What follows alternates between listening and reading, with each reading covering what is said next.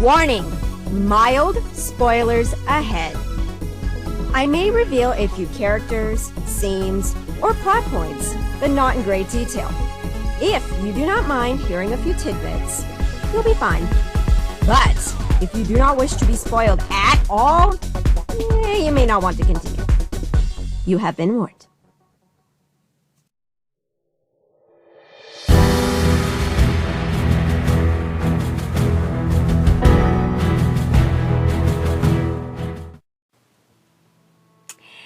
Hello everyone, welcome to a brand new episode of Reviews from an Honest Fangirl. I, of course, being the Honest Fangirl, Dragon Ninja Rider. And today's video, I'm going to be diving into one of my favorite YA series of all time. I dare say I love it more than Harry Potter. Yes, I know, so scandalous. But it's true. So, the series that I am talking about is, of course, the one and only Ranger's Apprentice series by John Flanagan. It is an epic fantasy adventure story of great proportions. If you're a Game of Thrones fan, this is not the series for you. Keep walking. There's no questionable ethics. There's no great amount of gore and guts and blood, and so no, this is not the series for you. However, if you're a Lord of the Rings fan, or Chronicles of Narnia, or if you like, Robin Hood-esque stories, medieval setting stories, this is the series for you. Come join the Rangers Corps. Come. We welcome you fully. Speaking of, I'd like to take a second to say that, unfortunately, I do not have a Ranger's cloak. I have yet to make one. I haven't even gotten a chance to fully make my cloak for my Raven costume. So I had to make do, and I pulled out my camo shirt, the one camo shirt I actually own. And at least I got my silver oak leaf, so I've at least got that. This hoodie is driving me insane, and my hair keeps getting in my mouth, but, whatever. Anywho, little background on how I stumbled upon this series. I stumbled across it my senior year in high school, 2006, if you're wondering. Yes, I'm an old person. Let's just move on. I saw the cover, read the summary on the back, and it intrigued me. And I was totally in love with it with the first read. And it's definitely one of those, I wish I could remember how I reacted to it the first time I read it, just like when I first read Harry Potter. I wish I could remember falling in love so deeply with the series. Even though, I really did like it, but the second book really kind of clinched it for me. When I came across the second book at the library the next time it came out, the next one came out, and so forth. And after that, I just was completely hooked. The second one ends up with a cliffhanger, so I was like suckered in and just never wanted to leave. Ranger's Apprentice means a lot to me. I have a lot of great fond memories attached to it. I always recommended it to a lot of my students who were reluctant readers. It is a series definitely for a middle school audience, but adult kid, you'll love it. If you love like more simplistic good versus evil stories, this is the series for you. Like I said, if you're a Lord of the Rings, Narnia, Robin Hood-esque stories, this is definitely a great fantastical series to read. It has deeply influenced how I've approached some of my writing, and it means so much to me. It's such a great series, and honestly, it's a best-selling series that I feel like nobody knows about. I have only maybe once come across someone else in real life, in the real world, who had already read the series. Who I hadn't already put onto the series. It seems to be like one of those great underground series books that is well known, yet nobody else seems to have read it. At least it feels like for where I live at. So with that, we'll move on into the documentary portion of this video, where I go on about the main plot and so forth of the Ranger's Apprentice series. So stay tuned. Let's get this started in the wonderful world of the Ranger's Apprentice series.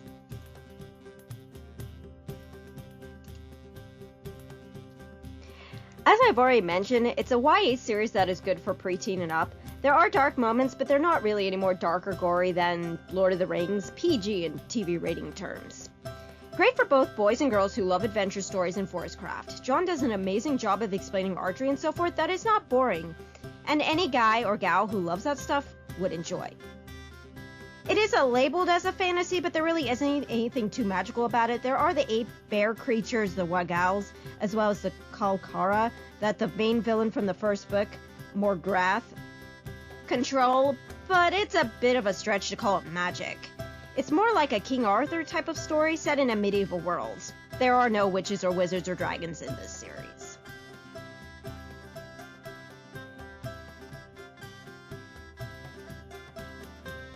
Part of the reason I always gave boys and girls who weren't into reading Ranger's Apprentice books as a go-to book was because of the origin of the series. Flanagan created the series for his son Michael, who was small at the time and was being bullied. He did not care for reading, and John wrote the series to prove to him that you do not need to be big to be a hero, which speaks to me at a spiritual level, needless to say.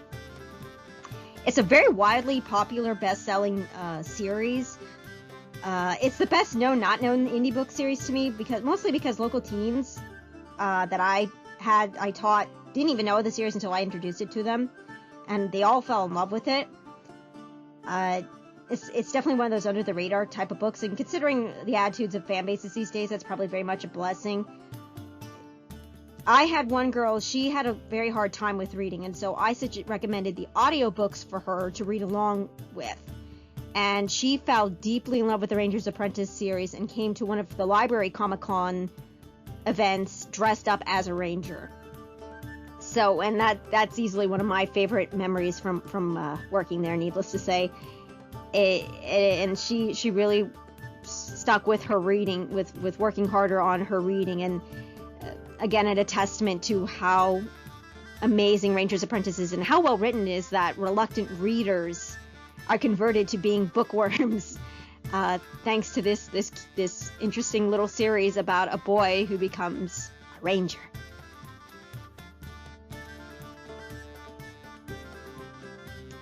The main setting of the series takes place in the medieval kingdom of Arlen, following our main character, Will Treaty, orphan cum ranger. He's a cute short brunette with a knack of getting out of sticky spots. Good ranger trait, that. Also tends to ask lots of questions. Good, yet can be annoying for one's teacher. Will was an orphan and grew up in Castle Redmount, and he grew up along with fellow orphans Alice and Horace. His main love interest being Alice. All the female supporting characters in the series are all beautifully written, strong, able to hold their own with the men. Alice herself, she joins the Diplomat Corps, is trained under trains under Pauline, who's the head of the Diplomat Corps. She's a beautiful, tall, blonde, very amazing, awesome character. I love her character so much. Such a great female character, and definitely can hold her own, even against a certain salty, famous ranger who is one of my favorite beloved mentor-type characters, and that is Holt. Holt is Will's main teacher, mentor, craft master, if you would, and he's a very famous ranger in the Ranger Corps. He's done a lot of amazing things through the years and so forth. But he can be really super scary at times, especially when somebody messes with his coffee. Fun fact, probably could catch the best of the Rangers Corps just by setting a trap up with coffee. Horace actually makes a joke in one of the books, and none of them argued with him, I'd like to point out. Not one of them. It's extra hilarious. Holt also is great because he adds to the theme of just because you're short doesn't mean you can't be a great epic hero. Several times throughout the series, when people meet him for the first time, they are shocked. They can't believe he's Holt, because they're these ideas of grandeur and Holt being 6 foot tall mountain man kind of images in their heads when they hear of all his great, adventures and escapades. But, he's a rather short, actually a very short man, and they can never believe he's Holt, and he's like, no, I am Holt. It's always really funny when that happens. It's just hilarious. On to another great character, the main BFF of the series, of Will's BFF, I should say, Horace the Knight. he grew up, as I said, with Will and Alice at Castle Redmount. He is a knight, excellent swordsman, and he's a great and one of the best examples of how great character development is in Ranger's Apprentice, because at first he's kind of an annoying, bit of a jerky, bully type of character, and him and Will do not get along very well. But by the end of the first book, you know, Horace has a lot of character development, and him and Will become best friends. And I love that. And Horace, he really does become, I love his character so much as the series progresses. Again, a testament to the character development. Some of my favorite scenes are really between the conversations between Halt and Horace. They're always hilarious. The entertainment value is super high. There's actually a small bit where Halt tried to, I guess you could say, preserve Horace's innocence by telling him a slight white lie. And several years later, Horace gets back at him and brings it up again, and it kind of bites Halt a little back in the butt. And of course he brings this up right in front of Will, and Will jumps on the opportunity to make fun of Halt for it and everything. It was extra hilarious. One of my favorite bits of all time. Moving along, the other BFF of Will's is Evanlyn. Now, I unfortunately can't reveal too much about her character because it's actually somewhat of an integral part of the plot of the books for a time, so I can't really reveal too much about her except that she has royal connections. I wasn't really too fond of her character, sort of, really, for a while.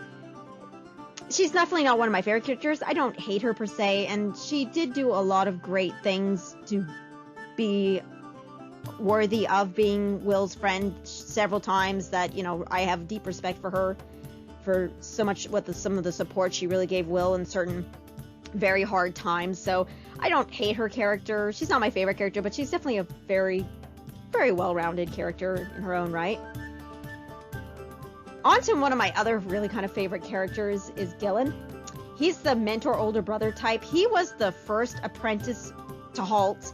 So Will and Gillen kind of developed this bond because they both have trained under Halt. So they both know his traits and that. And of course, you know, they take advantage of kind of making fun of him with some of his particular quirks and so forth because they both know them so very well. And he becomes that older brother kind of character for Will. And he's really great.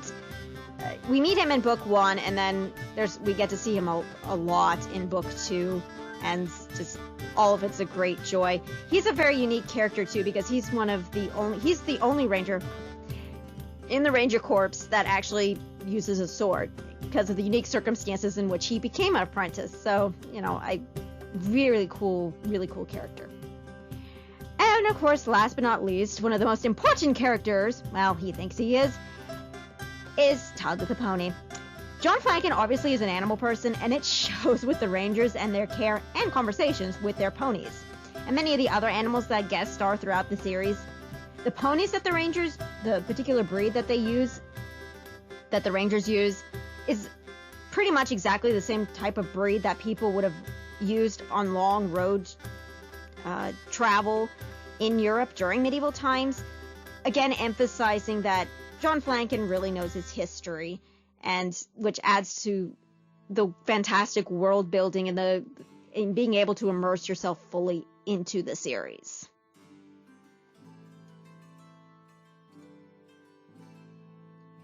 The main plot of the series, of course, is Will earning his oak leaf and becoming a full ranger in the Ranger Corps. The Ranger Corps themselves are somewhat of a special ops type of organization. They answer truly only to the king. There's 50 rangers total, one for each five for their 50 fiefs in the kingdom. And though they do work with the local leaders, the barons, lords, etc., they truly only answer to the king. They only are answerable to the king. They work somewhat like kind of like sheriff-like roles. They keep peace in the fief that they live in, or are assigned to, I should say. They can gather evidence and so forth and arrest people, and then they take them to the barons, and the barons then act as judges, and they can pass rulings on said accused people. A standard equipment for a ranger is bows and arrows, of course, sax knife, throwing knife, oak leaf, and oh yeah, a camouflage cloak.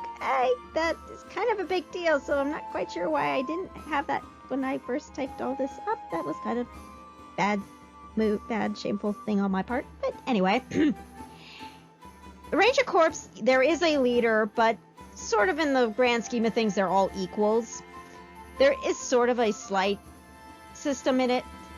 There's a bronze oak leaf, which represents that you are an apprentice ranger, kind of sort of like earning you earn it after you pass your first assessment at the gatherings. They have a gathering every year where they assessed, the apprentices and so forth as they go along, so they can eventually become full-fledged rangers, sort of kind of like a driver's permit. Once you've passed your final assessment, you get your silver oak leaf. And then when you retire, you gain a gold oak leaf. So, rangers are kind of like the Marines. Once a ranger, always a ranger. I mean, active duty and active duty, really, truly. Within the monarchy and so forth, it's a standard medieval setup in the series. You have your kings, queens, and so forth. At least in Arlen, of course. That's the ruling setup. They have Viking-like neighbors, the Scandinavians. Apologies, I have never heard that pronounced aloud, so apologies for probably butchering that. They also have neighbors that are Celt-like, they're called the Celts, so somewhat Celtic-like people. And they also have, there's another country that's very Scottish. And there's also other countries and other ethnic groups we see, such as Greek, India, and we actually get to go to at certain points Asian-like and Arab-like nations. They're either mentioned or visited, especially in Book 10. The country they go to is definitely based off Japan. They have samurai warriors and so forth. Really, really interesting stuff. And so it definitely is a very well-rounded cultures all the way around throughout the whole series.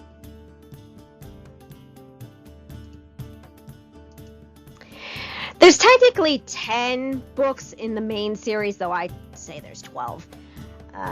The 10 books are where Will is really the main focus. He's the main character in the series. It follows him from apprentice to full ranger, all his side missions and so forth, and main missions and things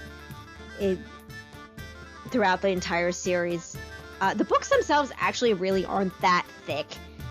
They're pretty, on average, I want to say the page length is probably around 300-ish pages. The first one, it's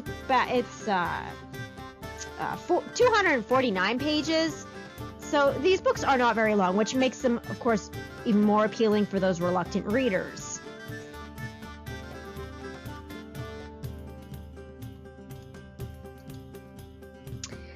Alright, and now I'm going to move on to kind of technically the other parts of the series that continue on and begin the series per se, the kind of the prequel-sequel series. Because there's book 1 through 10, that's the main series, and then there's books 11 and 12, and then we have the prequel series, the early years. Okay.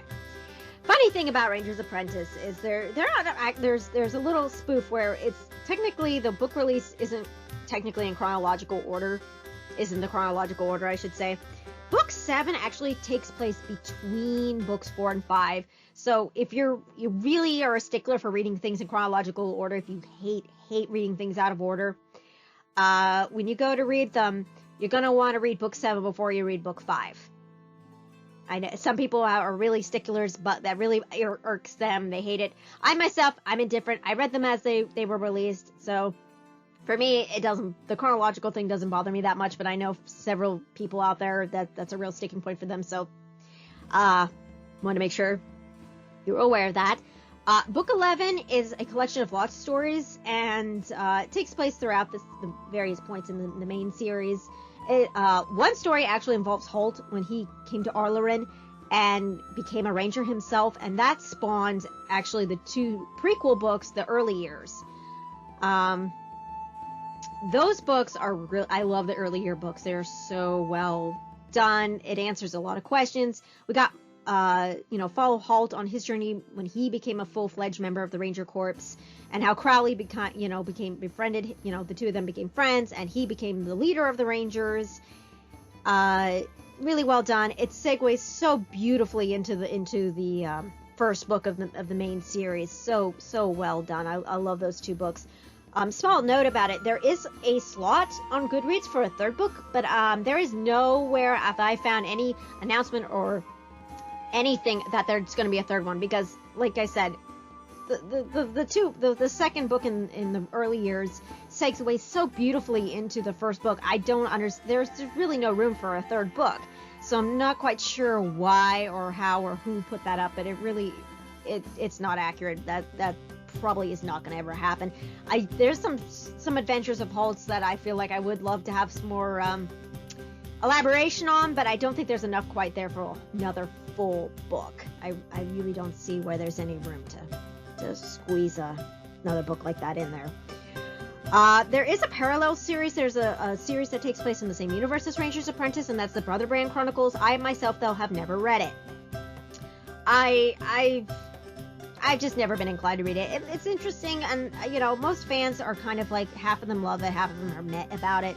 They never really got into it like I did, but there's plenty who do enjoy it deeply. I know some members, from Ranger's Apprentice characters have made guest appearances on Brother Brand. I know Gillen, I'm pretty sure, made a guest appearance for sure. I don't know I can't recall if whoever else may have shown up. So, the main character is half Scandinavian. Again, I apologize for pronouncing them wrong. They're kind of Viking Norse-like people. They're sea wolves, as they're fondly known as by everybody else. It follows him. He actually builds this new unique ship and so forth, and it follows him and his friends on their adventures. And like I said, though, I don't know much about the series, and I've never really gotten to read it, so I can't give any much about it. I mean, if you want to go and check it out, go for it. It has got audiobooks and everything, just like Ranger's Apprentice. So if you want to extend more into the world of Ranger's Apprentice, the Brother Brand Chronicles is certainly a way to do it. All right, on to Book 12. Book 12 is technically part of the sequel series, The Royal Ranger. It takes many years after Book 10. There was a major character death that really just cut me to the quick. I was accidentally spoiled, and it really it really got me hardcore. So it took me a long time to read it, and I did finally read it, and I did enjoy it. But it left me with lots of mixed feelings on Book 12. And when I tried to read the 13th book in the series, technically the second book in the Royal Ranger set, I couldn't get past the first chapter, or the prologue. I can't remember if it was chapter 1 or prologue, but either way, I didn't care for the villain at all, and I just couldn't read it. And at some point I probably will go back and try again to read it, but I'm not very fond of the Royal Ranger books per se. At least the 13th one, I just I was unimpressed with what I had read. I feel like I'm one of the few who doesn't particularly care for Royal Ranger. I have mixed feelings on Book 12. I still liked Book 12. I worked through my feelings on the character death, read it.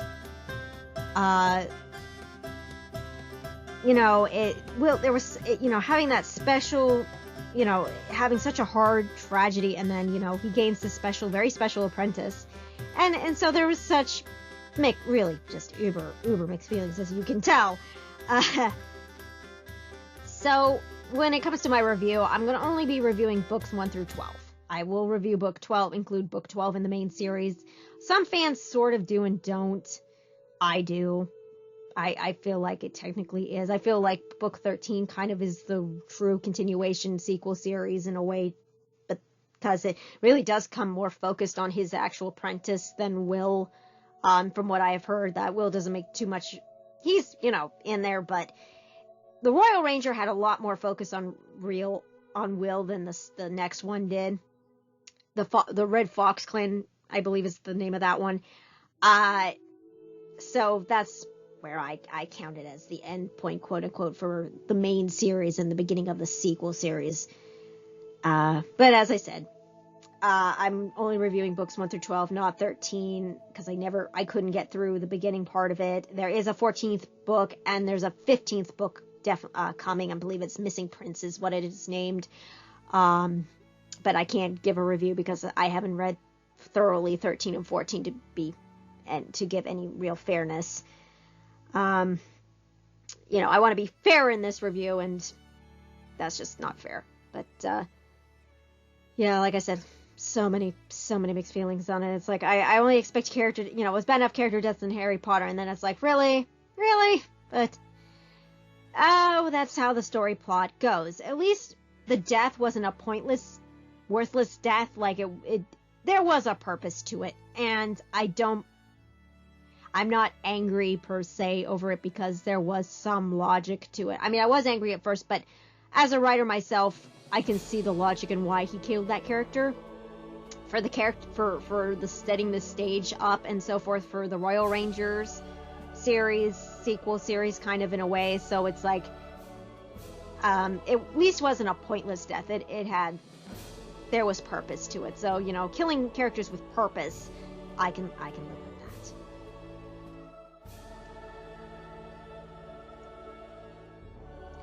that. Yes, the movie.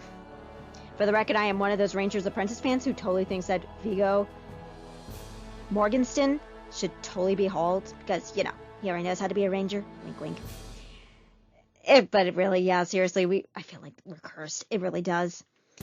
WB, I think, originally pretty sure had the rights, and then they tossed it along, and so, which, that in and of itself, considering the way the DC movieverse is, that was a blessing. Took some time raising the funds and so forth, but Dick Cook's studio gained the production rights for it and everything. Was supposed to be a movie, but then I found out recently through an interview that John Flanagan did, they've changed it to a TV series, which is kind of really interesting. There was supposed to start filming production for Ranger's Apprentice, along with a movie based off the The Secrets of the Immortal Nicholas Flamel series, also doubles as the Alchemist series by Michael Scott. Another awesome YA series. Ending was kind of weird, but we'll save that for another video. Cough, cough. So yeah, guess what year I was supposed to start production? Yeah, I never thought I'd have such utter complete contempt for an actual year, but here we are. Yeah, so production, we don't know when it's going to start up again. We haven't heard. John Flanagan didn't know himself, and he said so in the interview that he didn't know when production was going to set up, and that they have decided to change it to a TV series. There's a link to the video in the description below, so you can watch the interview for yourself. That they've made the decision to go from movie instead to TV series, and they thought that they could, compose, I believe, 2 seasons to do both books, I suppose, first 2 books, which to me, they could totally do. I have mixed feelings of it being books turning into a TV series rather than big, beautiful cinematic movies, but at the same time, it would work for Ranger's Apprentice. It's definitely that kind of series that could definitely work very well in either format. And considering how long the books are, I mean, the first book's 249 pages or in and around there, so they're not super long books by any means. At least the first few aren't super thick at all. So I see the logic definitely of turning it into a TV series instead. But we have no clue who's been cast or anything. Of course, it doesn't look, if it was production that was going to start, not actual filming. Obviously, they haven't gotten any casting done yet and everything, so... And there has been no updates since that interview, as far as I can tell, on the website or anything, or in a quick online search, so... Yeah, thanks a lot for nothing, 2020. Oh well. Alright, a little bit of extra fun. On the World of John Flanagan's website, under the Ranger's Apprentice tab, there's a lot of cute extras like iron-on printouts, wallpapers such as the motif of the cabin in the woods, which is also a song in the series itself, the kind of unofficial theme song of the Rangers Corps. It's mentioned and and the lyrics are there in a couple of different incidents in certain spots. There's even music for the Ranger's Apprentice, which is really cool and something I didn't realize until I started poking around a little bit more on the website. And there's a link in the description for all that cool stuff on there. There's not only the printouts and all that, but there's also like descriptions of certain characters' weapons, as well as there's also a tab on there for the Brother Band Chronicles series, that parallel series. There's bonus stuff for that series as well in there. All really neat stuff. On one other note I'd like to add is that if you want to listen to the audiobooks of Ranger's Apprentice, you're going to probably have to go through Audible to do it. It's all digital stuff now. It's really hard to come by physical copies of it. Back when I was still working at the library, which was probably 2014, 16 through 16, I think was when I was trying to get my hands, somewhere in that time frame, I was trying to get my hands on physical copies for the shelf at our local library that I worked at. It was hard to come by. I was able to get some of the newer books, but I just could not get my hands on the first couple books. I just wasn't able to get my hands on them. And we had to do interlibrary loans for the one student so she could listen to the first couple books. So you'll probably have to go digital for the audiobooks. I just thought I'd like to add that. And with that, on to the review. Okay. One little footnote I want to throw in there is that there is some swearing in Ranger's Apprentice, but it's pretty minimal. It's HE double hockey sticks and that large thing that you use to hold back water. If you're a Percy Jackson fan, you need to be giggling.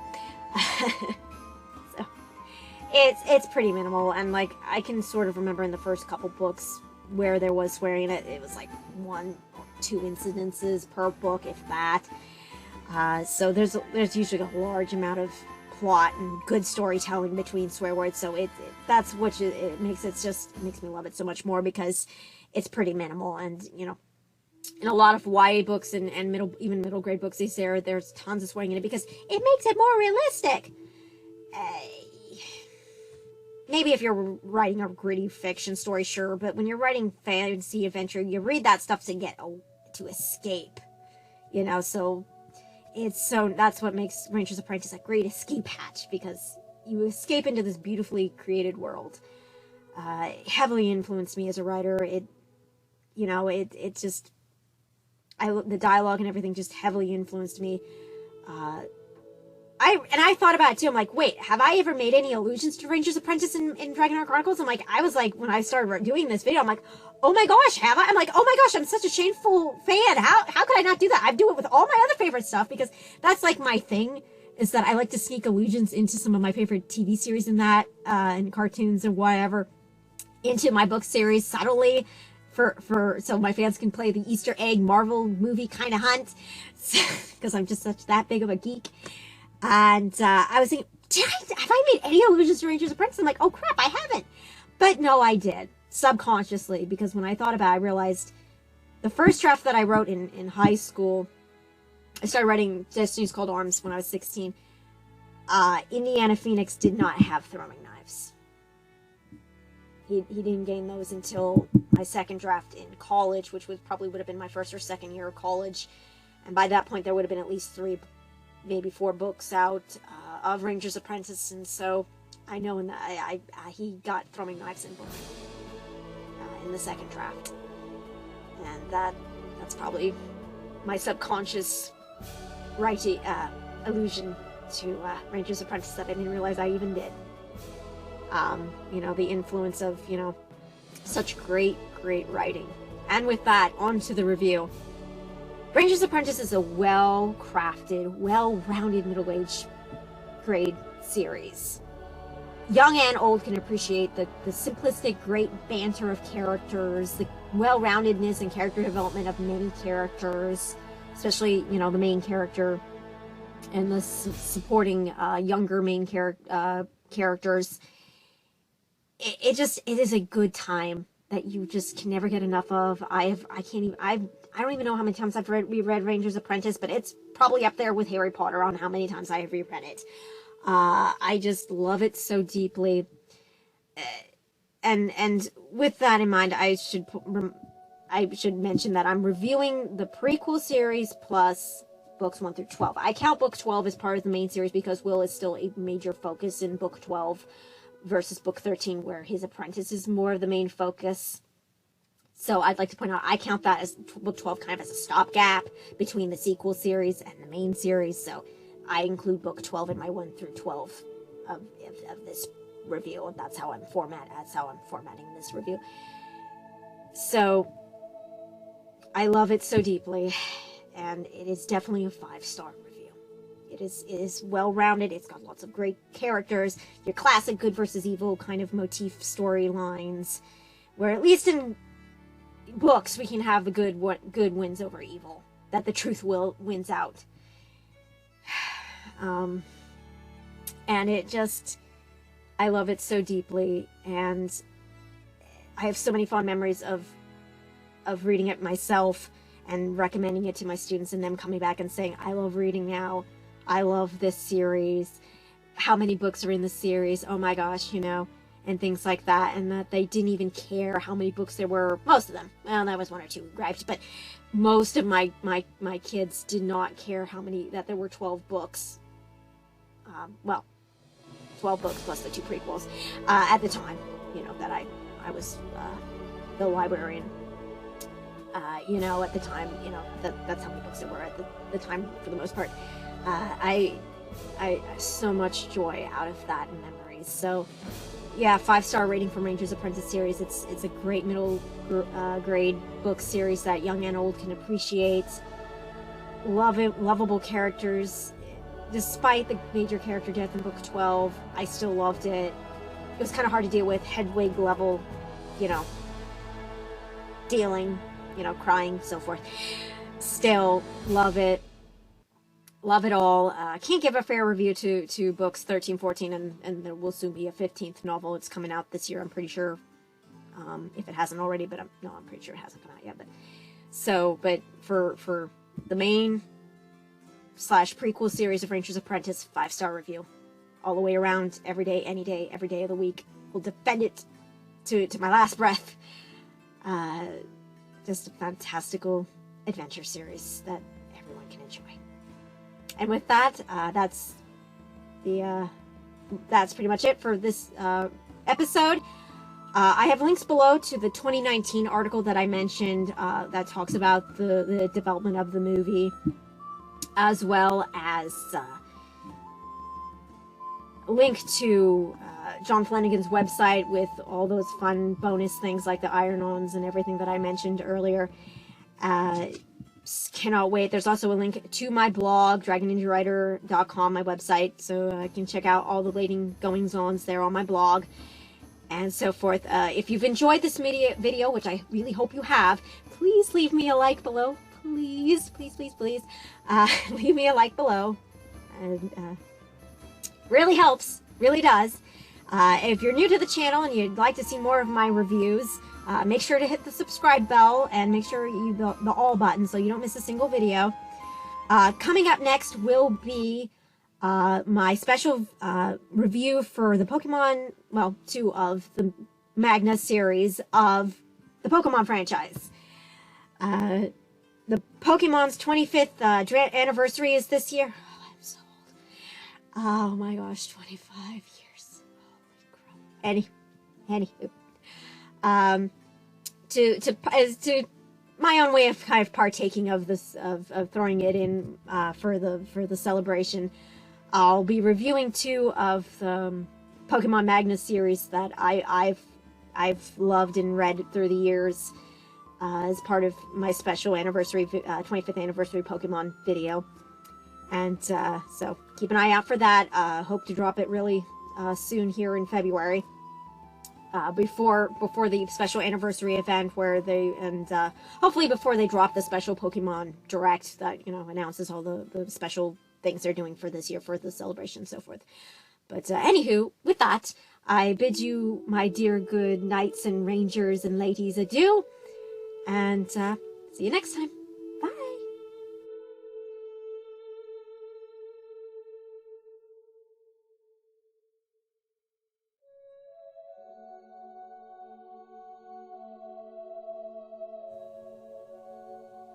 Now, if you've enjoyed this video and like to see more, please make sure to hit that subscribe button. Thank you.